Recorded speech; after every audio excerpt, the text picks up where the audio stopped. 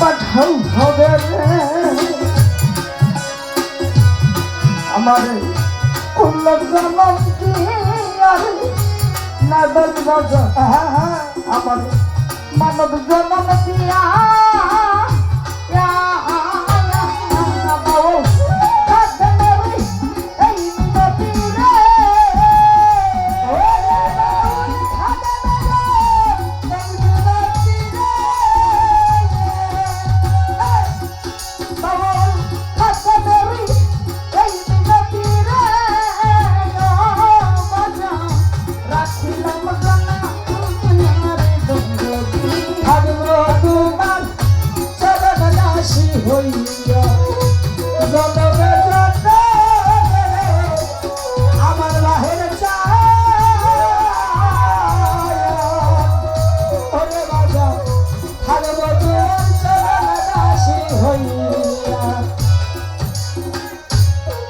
যাবো হইয়া গেল রে আরে ওরে বাবা ওই রূপ দেখি আরে নাগালি বাবা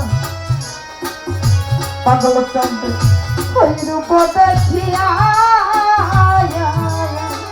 ও বাবা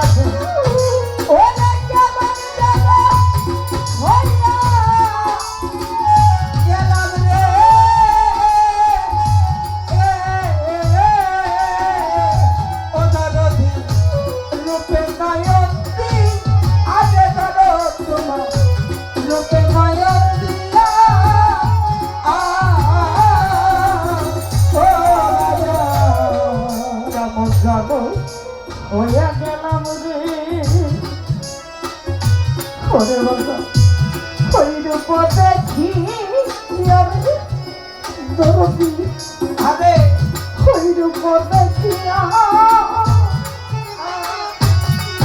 ওরে আমার ওই দয়াবে তাই না পড়লো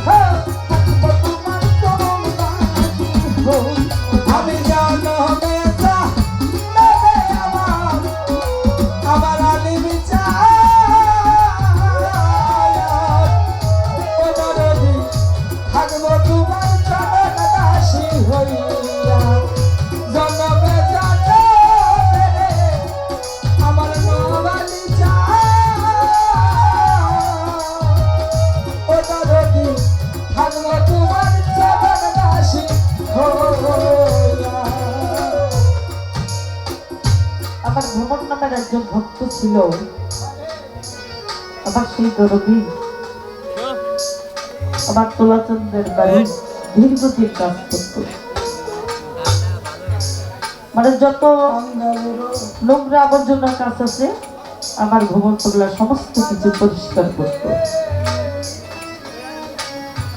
দীর্ঘদিন হওয়ার পরে দয়ালে এখানকার কাছে না বলতেছে বাবা কতদিন গত হলো তুমি আমার এই দরবারে এসেছো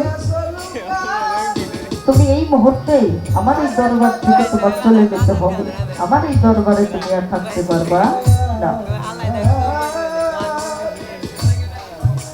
আমার ভ্রমণ বলে আমি কতদিন গত হলো আপনার দরবারে এসেছি ও বাবা আমি কোথায় যাবো কি করিব আমার যাবার মতো তো কোনো জায়গা নাই আমি কোথায় যাবো আমার দরদি বলে যে না এই মুহূর্ত থেকে এখন থেকে আমার এই দরবার তোমার ত্যাগ করতে হবে আমার এই দরবারে তুমি আর থাকতে পারবা না তুমি আমার দরবার ত্যাগ করে তুমি মানুষের বাড়িতে বাড়িতে ভিক্ষা করে তুমি থাকবা আমার দরবারে তুমি থাকতে পারবা না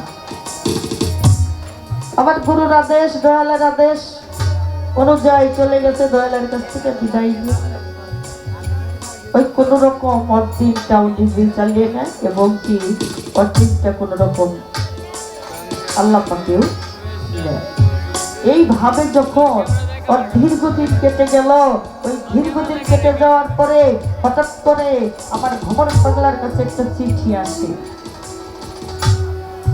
ওই চিঠিখানা হাতে নিয়ে যে আমি অধম নগণ্য গোলাম, এই দুনিয়ার মধ্যে আমার এমন বান্ধব নাই, এমন দরদি নাই যে এই ভ্রমণ পাগলাকে একটা চিঠি লিখবো। এই চিঠিখানা কে লিখলো? এই চিঠির মধ্যে কি লিখলো? আমার দরদি তো অশিক্ষিত ছিল, অমূর্খ ছিল, লেখাপড়া জানতেন না। পাশাপাশি একটা তরিকার ভাই আছে, ওই ভাইয়ের কাছে চিঠিখানা নিয়ে যে বলতেছে, ভাই আমার নামে একটা চিঠি আসছে, এই চিঠির মধ্যে কি লেখা আর এই চিঠিখানা কে লিখলো তুমি আমাকে ওই লিখতে শোনাও। চিঠির মধ্যে লেখা, চৈত্র মাসের 15 তারিখে তোলাচন্দ্রের বাড়ি দরস মুবারক, এই উরুসে যাওয়ার জন্য দাওয়াত করছি চিঠির মাধ্যমে। আমার দরদি দুই চোখে পাজা ধরে ছেড়েছে বলে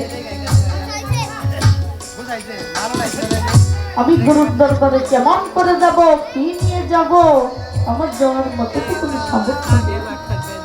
আমি কেমন করে যাব? প্রত্যেকটা এলাকার ভিতরে বাজার 2-4 গুরু ভাই বোন প্রত্যেকটা এলাকায় থাকে। ওই গুরু ভাই বোন সবাই মিলা চাউল ডাউল যেভাবে পারে উঠায়া ছোট্ট একটা মিটিং করে 1 তারিখের বাইটা বলতেছে, এই চাউল ডাল আমরা কেমন করে নিব গুরুর দরবারে, কিভাবে নিব, গাড়ির তো কোনো রাস্তা না। আরেক তরিকার ভাইটা বলতেছে, কেন ভ্রমণকে যদি আমরা সঙ্গে করে নিয়ে যাই, এই ভ্রমণ পাগলাকে দিয়ে এই চাউলের গাছটিটা জল করে নিয়ে যাবে। আমার ভ্রমণ পাগলা তো খুব খুশি, সুযোগ একটা পাইল। গুরুর দরবারে যাওয়ার মতো কোনো সামর্থ্য নাই, মুর্শিদের দরবারে যাওয়ার মতো কোনো সামর্থ্য নাই। কিভাবে যাবে, কেমন করে যাবে, তার মধ্যে একটা সুযোগও পাইল। যখন বাজান রওনা হয়ে করতিয়া বাস স্ট্যান্ড পর্যন্ত গেছে, 1 তারিখের বাড়িটা বললে, ভ্রমণ চাউলের গাছটিটা এখানে রাখো। কেন ভাই?